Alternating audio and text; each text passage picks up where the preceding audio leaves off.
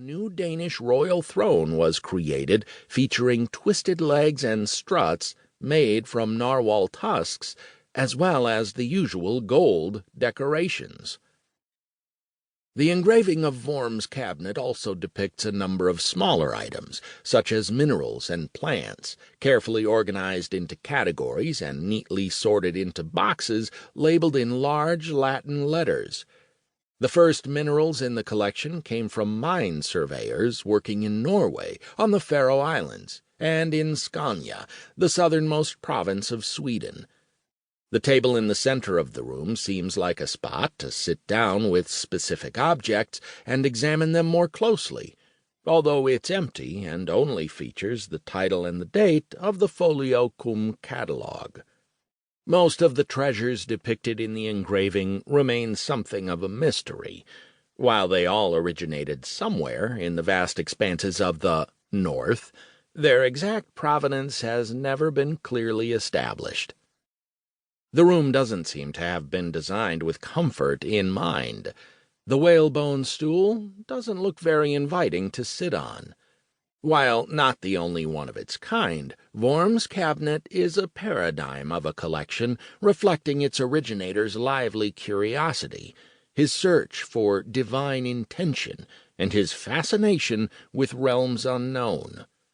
Many of the artifacts in this cabinet have to do with fishing and hunting, and none, leaving aside a few pieces of Danish jewelry, are the products of what we commonly consider artistic endeavors. But art wouldn't become a focus of collections like this until the 19th century. As a physician and polymath, Ole Worm possessed an incredible thirst for knowledge. After studying in Marburg, Padua, and Basel, Worm set out on a lengthy journey to meet a number of Europe's most prominent scientists and visit some of its most famous collections, in what is now Italy, the Netherlands, and Germany. The most famous and ambitious of these was the one that the Italian naturalist Ulisse Aldrovandi had created in Bologna, his Theatre of Nature, comprising some 7,000 natural objects, either collected during his expeditions in Italy or acquired through his vast network of associates. Aldrovandi is said to have desperately wanted to travel to America, but when he had the opportunity at the age of 65, he felt he was too frail to do it. The collection made a lasting impact on Worm and inspired him to create his own cabinet, although with a somewhat different emphasis. Worm would make use of his many contacts in high latitudes. An important source were Danish friends living abroad whom Worm asked to send interesting items.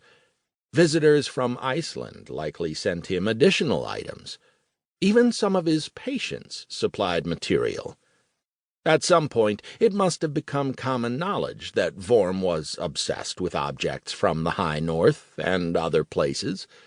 Worm's passion had little in common with science, as we understand it today.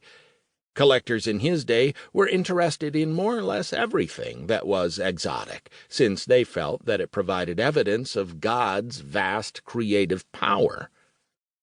Worm was justifiably proud of his collection, and records indicate that he gave lectures on specific pieces displayed there.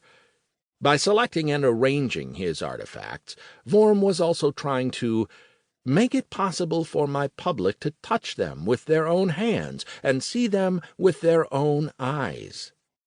People came from far and wide to view Worm's cabinet and gain a sense of the vast expanse of the North.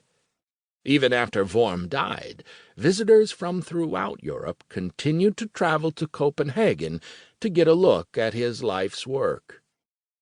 Unfortunately, only about 40 of the objects survive today. Over the centuries, fires destroyed large sections of the city, and the exact location of Museum Wormianum has become a mystery.